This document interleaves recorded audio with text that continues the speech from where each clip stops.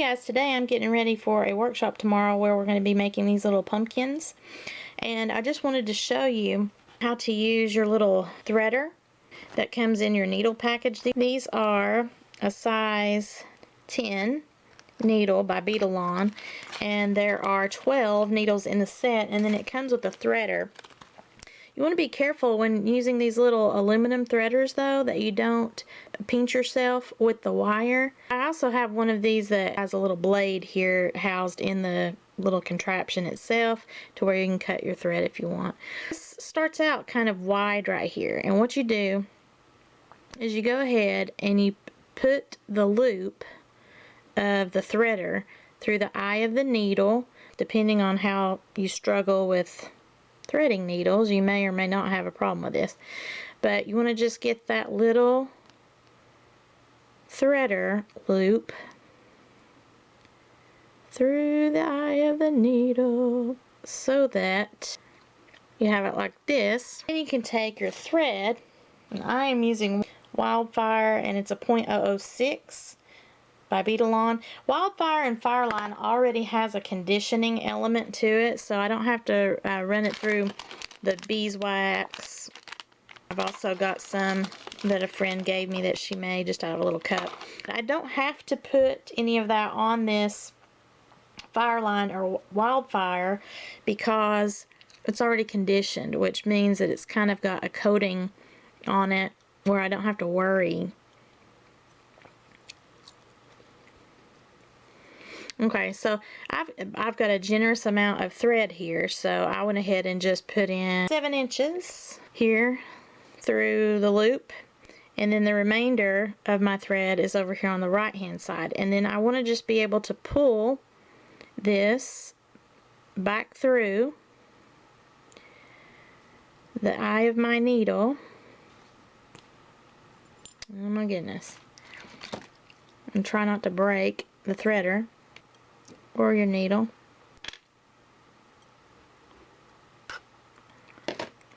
Okay, so for me, I just broke my threader. They gave me more than one in the package, so yay for me. But I do have the other one here in the plastic. I bent the eye of my needle, so I'm just going to straighten that back up with my Platinum pliers.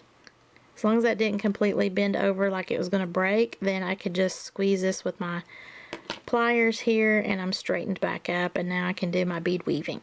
So I've got the thread situated here, and that's a very long tail. If you want to, you can pull it back through. I'm going to just go ahead and trim mine off. I'm going to give myself about 2 inches of tail. I have this handy dandy little wooden needle holder, so that might be something that you all might like to purchase at your local craft store or your bead store. I have got a bead reamer here, and because I'm working with these glass pearls, they have an overlay, like a coating on them, and it sometimes can get in the way of your holes, so that we can be sure that we can get our needle through here with maximum amount of passes that we need. We just want to take the bead reamer and go into each end and give it a nice good turn, getting out all of that filling there. And then also it helps to just make the opening more uniform, and it's going to take away some of this coating on the ends, but that's okay because we're going to be covering it up with beads. You're not going to even see it. So you'll see the peekaboo here of the bead itself on the sides through your seed beads, but you won't actually see the bottom or the top. I'm using 7/0 seed beads in whatever colors of orange. I have like a metallic orange here. I have a neon orange, then I have this pretty check glass which has kind of an iridescent look about it. It's not the AB, which is that Aurora Borealis. That's not what this is, but it's still kind of an iridescent look to it, and I really think it's pretty. For a 10mm size pearl, you're going to probably need about 120 of these little 11/0 seed beads. As far as the green, you're only going to need 1, and I'm using a 6/0 seed bead, which is a larger seed bead than the 11/0. You can tell the difference here, how much of a difference in size that is, and that is actually going to be on top of the brown bicone, which is what this is here. And you're only going to need one of those bicones as well. So the bulk of your beads will be in the little 11-aught seed beads in whatever orange design that you like as far as how you want your overall pumpkin to look.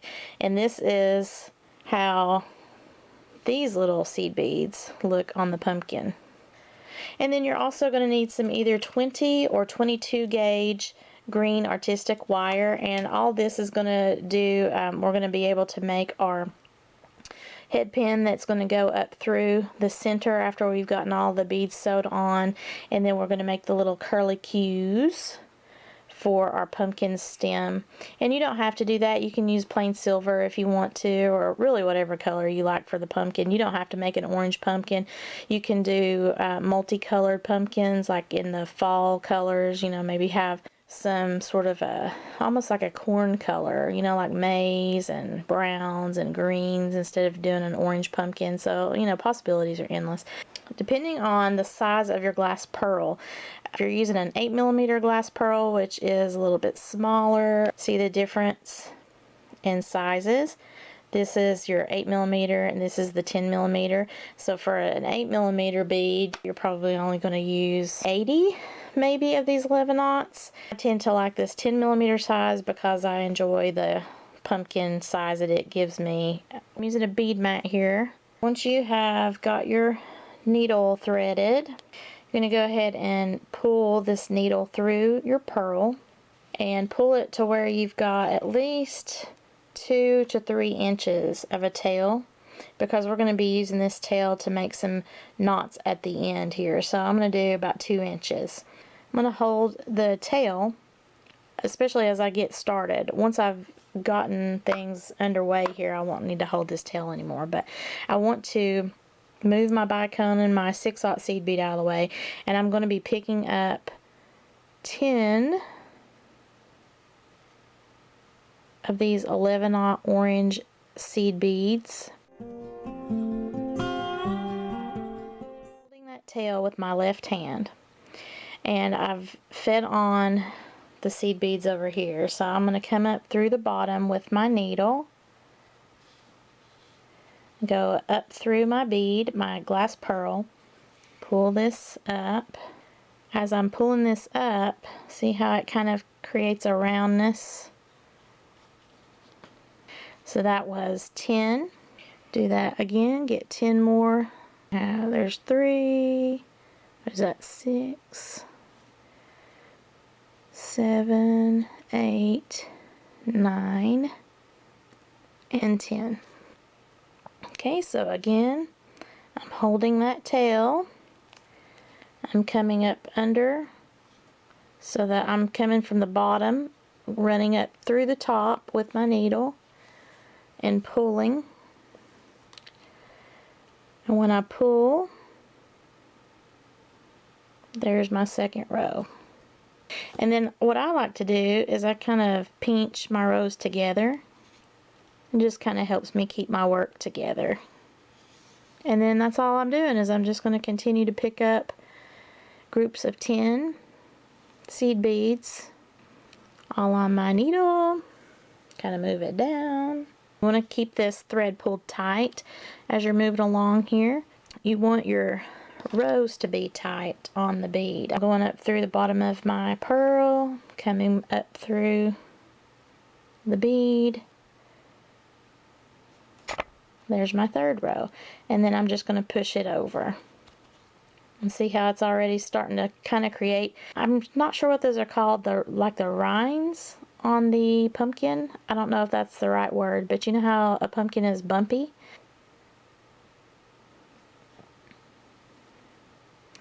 So I'm going to keep doing this. I've got 3 rows already. I'm probably going to go for 12 altogether. Now, as I get more of the rows on here, I want to be sure not to overlap as I'm sewing. So what I mean by that, I'm going to pull my thread up through the bottom of the bead. So as I pull this, I want to be sure that I don't have my thread to knot up on me. And I want to, that's another reason why I'm holding the other rows of my beads here, because I don't want, as I pull this tight, I don't want that new row to overlap any of my old rows, because you don't want this to be tangled up on each other. You want them to be side by side. So I have 11 rows now, and I have, see how nice they look? I've got this gap right here. I'm going to put another row in here. Now I wanted to mention something to you. You can do like every other row. Maybe you do 10 beads on one and then 8 beads on the other, 10, 8, 10, 8, or even just 9. The reason being, as you get tighter in here with the amount of rows, you might have a bead that wants to pop up. In other words, it doesn't want to sit where you want it to on the pumpkin.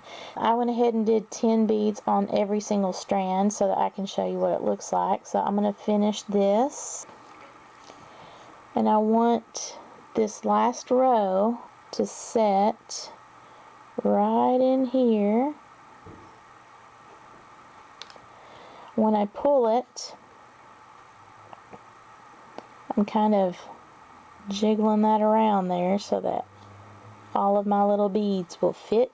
So you can see I did 10 on each one of these strands, and there are some little bumps along my pumpkin. Like there's one right there. I'm going to kind of smoosh him in there with my finger.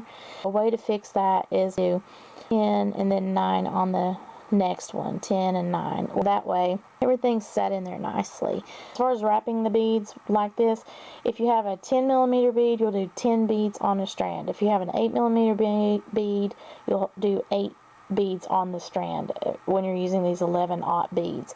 Now I've got everything where I want to go ahead and reinforce at least one of my little rows here. I'm at the top right now, and I'm just going to take the needle and go through one of these rows of beads. So I went through the first 3 in that row that I selected, and it doesn't matter which one that you select. Go all the way down that row until I get to the bottom. Through that row just to reinforce it. Now I'm going to tie a knot right here at the end. I still have a hole here. I'm not covering up that hole with this knot because we need to now put the wire through here. And tie another little knot. The fact that I reinforced one of my rows there is going to make this also more secure, but I've got 2 knots there. If you wanted to, as you're coming down through your row, you could do a half hitch knot and then complete the row like I did, but I don't see the point because it's so tightly. If you hold it tight each time that you add a row, then you're not going to have to worry about that so much. So I have my little thread zapper here, and I'm going to use it to zap the little thread ends right here on my pumpkin. Be sure you don't zap all of the other threads though. So kind of get it taut. Put your lid back on it. So now I still have about 18 inches left. So I used about 16 inches of my thread here. So this thread that I have, the 18 inches that I have left over, I should be able to make another beaded pumpkin as long as I'm keeping it at my 10mm size. But right now what I want to do is create a head pin, and I want to make this little spiral here on the end of mine just because I thought it would be a lot cuter versus the standardized head pin. Okay, so this is a standard head pin, and usually these are made out of 20 gauge wire. So you can see if I just put this up through the pumpkin, it's not going to be that spectacular. But if I wanted to do the green stem, I could make a spiral here on the bottom, and it would look just like a natural part of my pumpkin. And I want to be sure I've got enough room here. A 22 gauge wire is better as far as trying to get this many passes of thread and still have room enough for a pumpkin stem. And I happen to have right here 22 gauge. I also have some 20 gauge wire. I'm going to have my little wire cutters here, and I want to show you the difference See the difference there in the 20 gauge versus the 22 gauge? The 22 gauge is a little more flimsy as far as trying to get through the center of my pumpkin. So what I would normally do here is, you normally want something that is nice and sturdy to be your head pin and your looping situation on earrings and pendants and whatnot. But because what we're doing here is going up through a beaded pumpkin, we really need to have this 22 gauge because it's going to be easier to slide through that hole. It might be a little bit harder to get all the way through there without kinking up the wire, but we can use our nylon job pliers to help us to straighten that out if need be. If we really have a hard time with it, we can go up to the 20 gauge wire in order to get up through our bead. We're going to have to be very careful. So what I'm going to do is just take my head pin and I'm going to use my flat nose pliers just to kind of give me a little bit of a better hole on both sides. And again, I could use my bead reamer too if I wanted that, but I can get this down through there now. So all of the threads are kind of out of my way, sort of, so that it will be a little bit easier now for me to put my wire through the hole. If you've got some head pins, or if you have your bead reamer and you can kind of go down through there to make it a little bit easier for you, then that's what I would do. I'm going to give myself 5 inches of the 22 gauge wire because I want to be able to create a nice little spiral that's going to be the bottom of my pumpkin. And since I kind of have on this little version a couple of my pumpkins are wanting to kind of poke out right there, that's what I'm going to make the bottom of my pumpkin. So I'm going to make this one a little bit larger in the spiraling than I did this previous pumpkin here, because this is going to actually be a pendant. I'm going to take the end of my wire here, my 22 gauge wire, and I'm going to twist it, or curl it rather, with my round nose pliers to where I've got a P shape right there. And then from there, I'm just going to take my flat nose and hold it and then kind of guide it to push around itself. See how that's turning out? That is, let's see, 1, 2, 3. So I'm going to do 4. And all I'm doing is just kind of holding it flat and then pushing the wire, but I'm trying to stay right up against the previous wires. Once you get to a certain level here, you can use your nylon jaw pliers so that you don't scrape off the coating of your colored wire. But you don't have to. Just be gentle with the amount of force that you're squeezing. So now I've got, what, 1, 2, 3, 4. So there is my little spiral, and this is technically 5. So what I'm going to do, here's the bottom of my pumpkin. What I'm going to do is take my round nose pliers and make a 90-degree bend, so that now I can put that up through the center. Then push it with my fingers, kind of position it where I want it. And see the difference there? I've got a tiny little green spiral here on the bottom, and then I've got this one here on the bottom. Now something else that you could do is you could go ahead and put your wire all the way through and then create the spiral. Then you can kind of push it down with your fingers, and the little blurbs then of the beads that kind of poked out from the side are not as visible now. Now you can make your head pin here, your wrapped head pin. On my example, I wanted to have some of these little curly cues, so that's going to be with some more of this lovely 22 gauge wire. So cut 2 of these 22 gauge wire pieces at 2 inches each. So total, you've got a 4-inch piece of wire in 2 different pieces here. So now I've got 2 little pieces of the green here, and what you're going to do is just take each piece about midway on the stem that you've got going on here, and then wrap that around your stem. And at first it's going to be very kind of awkward here because you don't want to bend your stem, but you're going to kind of wrap it. And if you want to get some help with your pliers, you can do that. And then pull it. See how it's kind of hugging that stem there? I'm going to try to get it as tight as you can. So it's not going to be so tight that it's not going to move, so don't be worried about that. But there's one piece, and now I'm going to do the other piece. Put on your bicone, so the brown bicone, and then your glass bead in the green. Straighten up your little stem again. And so now that everything is straight and I've got all my layers on there, these little stems are going to move because we're going to make them curlicues here in a minute. Now I want to make my loop. So I'm right here at the top with the green seed bead. I am going to make a small loop. So I want to be about 1/4 of an inch down my pliers, just like I make other loops. Push that to make a 90-degree bend. Then reposition my plier to where I'm straight up and down, still wanting to maintain that 1/4 of an inch spacing. Bend that down and around over the top of my plier to make a question mark shape. Put the bottom of my plier back in there.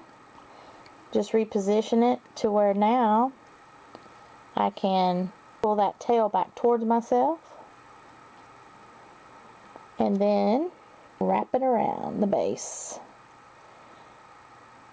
And you want the wraps to be as close together as possible until you get to the top of that green seed bead there. So if you can see how closely my wraps are.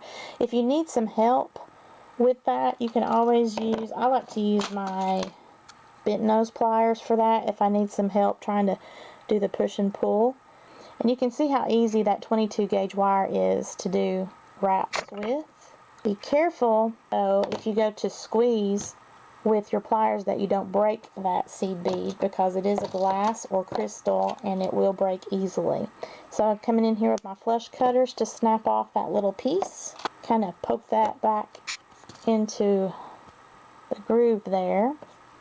And you want to be careful with these artistic wires that are in the color because everything that you do has the potential to wear off the finish. And you'll see the silver or the brass or whatever color the base metal is, you'll see it exposed. So there's my little loop. I'm going to straighten that back up. It is very easy to kind of bend this over as you're making a wrap, so just be careful with that. So now what you want to do is curl your little stems here. The way that you do that is to just take your end of your pliers here, your round nose pliers, and give it a turn. And with each turn, you're going to let it go down the plier. Because you're just letting it wrap around, essentially, to make a coil. And just be careful as you're doing that to not squeeze too tightly.